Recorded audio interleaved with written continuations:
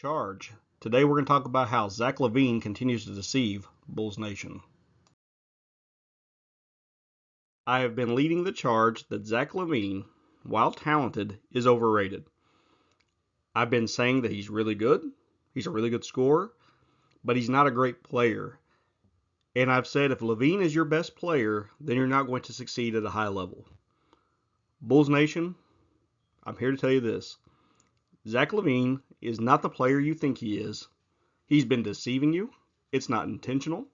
Zach LaVine seems like a quality guy and a guy that cares about the game. And he's gotten more consistent every season he's played and is making strides. From last season, he's basically almost 25, 4 and 4, less than a steal, 48% from the field, 37% from three, 84% from the free throw line. All pretty good numbers. We all agree he's a pretty good scorer. But those rebounds, those assists, and those steals and those blocks, that's where you see the difference between Zach LaVine as a difference maker and other people in the league. A video describing this unwritten line for perimeter players. And basically I said if a perimeter guy gets you 20 plus points but gets you less than 5 rebounds or 5 assists, then that puts him in a tier just below those top tier guys.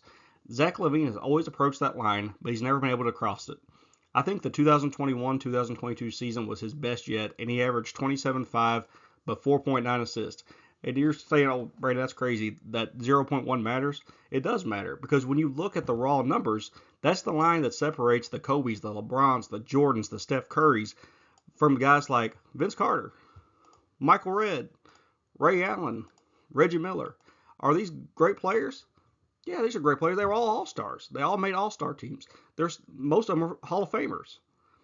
But if they're your best player, there's a clear ceiling, and it's lower than the more elite perimeter guys. These guys were not those kind of players that could drag you to the next level if you didn't have the right stuff around them. It also matters that he's only a two-time All-Star. He's been in the league, this is year 10 he's coming up on? That the rest of the league and the fans looked at the landscape of the league and they decided he wasn't one of the 12 best players in the East. I'm only talking about Chicago. He wasn't good enough in Minnesota yet. Also, let's just go ahead and throw it out there. 1 playoff appearance his entire career. 4 whole games, 0 wins. And guess what? He was 19, 6, and 5 on 42% shooting. Not great numbers. It matters that he hasn't been able to elevate his teams to the next level. Isn't that what the greats do?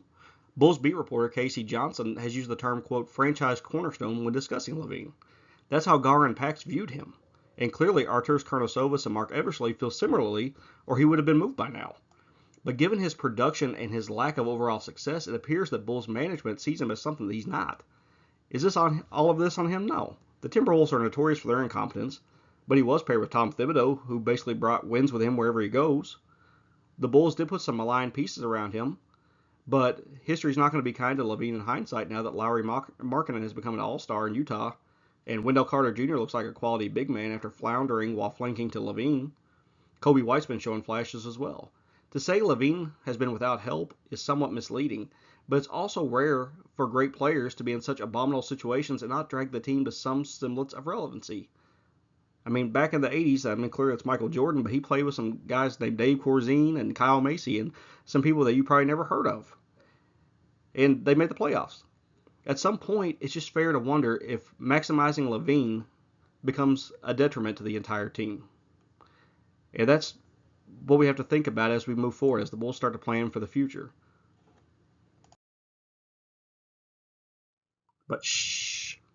Don't tell Bulls Nation. There's a lot of people that are still under this misguided notion that Zach LaVine is going to lead us to the promised land. LaVine is going to be 29 in March. I touched on this while debating LeBron and Jordan back in 2012, and the trend continues to this day. But these guys that come out of high school or they were one and done, they seem to have similar breaking points around 28 to 30 years old. Look at the guys on the screen. Jermaine O'Neal, Tracy McGrady, Kevin Garnett, and even Kobe. Remember when he went to Germany into that blood platelet thing? Or recently, John Wall, DeMarcus Cousins, even Kevin Durant. It's always the knee or the back. We literally may have seen the best that we're going to see of Zach LaVine, and given his history of knee injuries, and if this is his best, it just simply wasn't good enough. I know he's a hard worker, and I remember when he came to Chicago, some guy from Podunk, Minnesota, that worked for ESPN was tweeting at me and telling me how much I'd love the effort he puts in. That's great. I like to see that from any player. But just because a guy works his tail off doesn't mean he has a limitless ceiling. I remember when Tony Snell came to the league. I remember Bulls media talking about how hard he worked and how much he was in the gym. And a lot of people just assumed he was going to be another diamond in the rough that Garpax drafted, and he would evolve into an all-star like Jimmy Butler. Well, Snell worked hard and has been a career rotation player, and I think he's out of the league at this point. That's it. That was his ceiling. LaVine is a hard worker, but this may just be all that he is, and that's okay. But to me, it's definitive that LaVine is not in that upper echelon of NBA players. And so he's in that middle tier of guys you want on your team and could be a second fiddle, but you can't build around them or you won't be very good. And that's what we're seeing in Chicago. And that's where the Bulls are. They're stuck. Stuck with an overrated asset with a bloated contract. Other teams in this situation have to attach other assets to that contract to move it. But AK and Eversley have emptied the Bulls' cupboard. They'll either have to give up LaVine for ridiculously cheap or ride it out. Either way, if LaVine is the Bulls' best player, great things are not on the horizon. We're stuck, and at this point, we're in basketball hell for the time being. Thank you for watching. I hope you connect with the Bulls Charge on social media. You can see our information there. Also, make sure to hit subscribe and look for future content from us.